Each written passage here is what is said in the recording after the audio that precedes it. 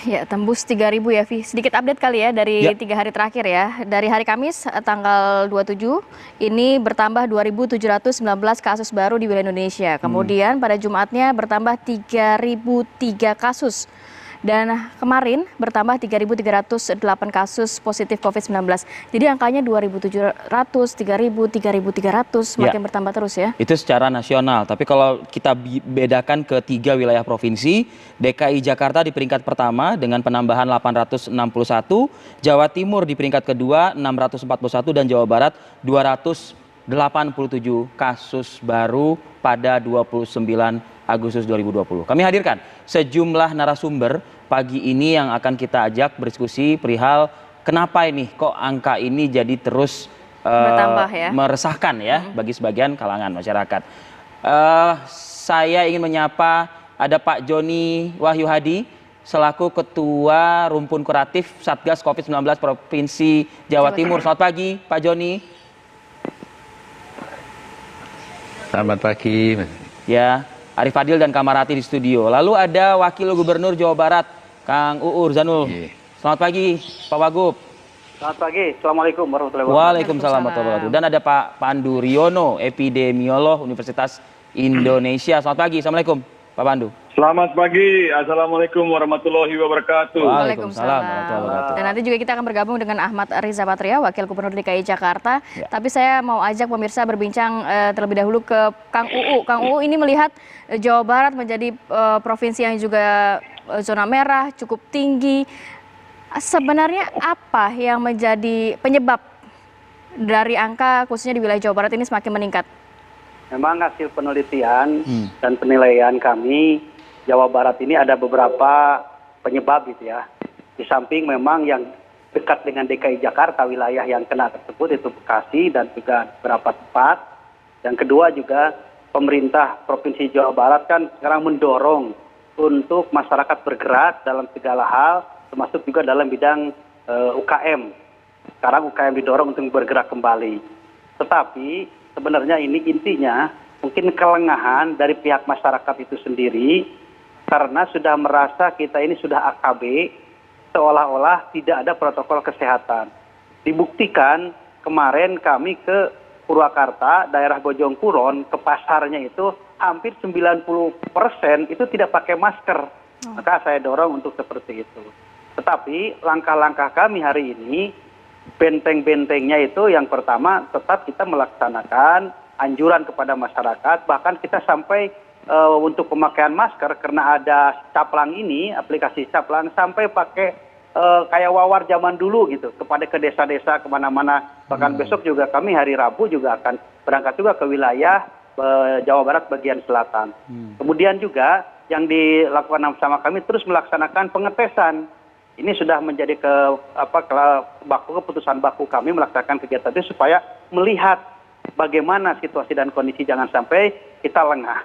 Oke, karena itu saya minta kepada masyarakat, sekalipun kita AKB, istilahnya kemarin pemerintah Jawa Barat memberikan kebebasan, tetapi tetap harus melaksanakan. Oleh karena itu, kebersamaan antara pemerintah dengan masyarakat dan seluruh lapisan, termasuk para pengusaha, tolong gugus tugasnya ini yang ada di masing-masing pengusaha untuk segera tingkatkan kembali pengawasan.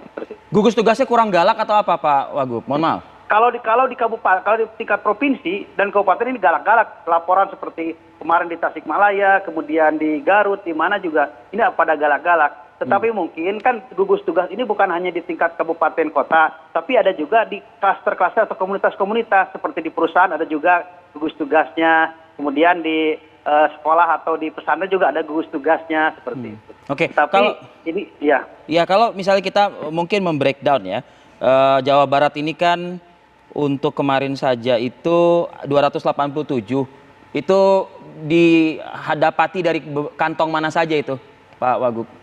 Ya, wilayah Bekasi. Di wilayah Mayoritas Bekasi. Bekasi. Padahal Bogor ya, bagaimana? padahal, Bogor bagaimana? Ya, Bogor juga ada, tapi itu tidak dipikir seperti Bekasi. Tapi kan itu dalam suasana PSBB sebenarnya di wilayah tersebut, karena mengikuti Jakarta. Oke. Gitu.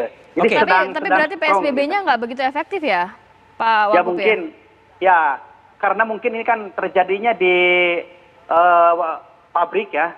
Sementara kan di pabrik ini banyak orang yang keluar dari Jakarta, ya, luar dari Jawa Barat, gitu. Bisa saja dari Jakarta ada, dari Jawa Timur juga ada. Bahkan kan penduduk Bekasinya itu cuma sekitar 70 orang atau 60 orang kan, Oke, yang bisa seperti itu. ini Pak Wagub tengah berbicara ini Pak Riza Patria pun juga Wakil Gubernur DKI Jakarta menyimak juga nih begitu. Tapi Ya. saya pernah juga berdiskusi dengan Pak Wagub Jabar juga waktu itu Kang UU. Ada penjelasan dari psikolog ya, sosiolog itu yang menyebutkan biasanya tuh trennya kalau pabrik-pabrik itu kebiasaannya adalah karyawan pekerja itu mencari tempat tinggal tuh yang nggak jauh dari pabriknya. Apakah Kang UU ini sudah pakai data nggak bicaranya? Karena kan khawatir nanti Pak Riza Patria tersinggung nih gitu loh. Bukannya kita nggak mau diskritik atau apa sih begitu Pak Wagub? Ya, kami kan berbicara ini kan ilmiah, apa yang disampaikan sama kami ini hasil rapat-rapat, asumsi-asumsi yang bukan asumsi ya, hasil-hasil yang dilihat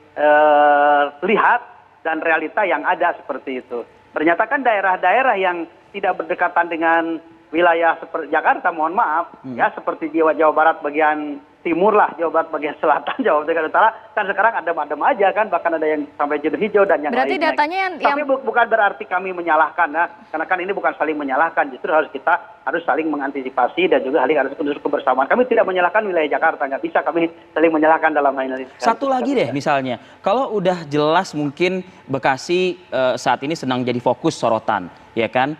Begitupun juga Bogor beberapa hari kemarin, bahkan salah satu atau di beberapa headline media juga menampilkan peta wilayah Bogor ya Rati ya. Iya, Dan ini ya. kebijakan kepala daerah langsung melakukan istilahnya semi lockdown dan lain sebagainya. Nah, kenapa Bekasi tidak justru terlihat juga nih kebijakan yang signifikan sebagaimana Bogor ataupun juga Depok memberlakukan wilayahnya, Pak Wagub? Jadi pemerintah pemerintah provinsi memberikan keleluasaan dan kewenangan diskresi penuh kepada bupati wali kota untuk mengadakan kebijakan-kebijakan keputusan yang dianggap perlu.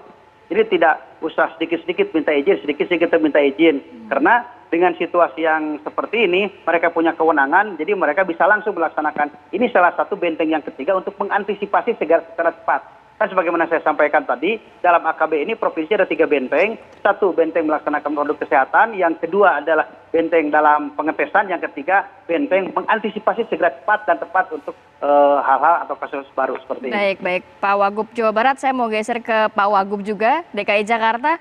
Bang Riza tadi dikatakan bahwa ternyata memang kalau untuk wilayah Jawa Barat juga banyak ya secara nggak langsung ini beririsan dengan wilayah DKI Jakarta, yang dimana juga mungkin penyebarannya juga salah satu faktornya adalah dari DKI Jakarta. Tanggapan Anda, Bang?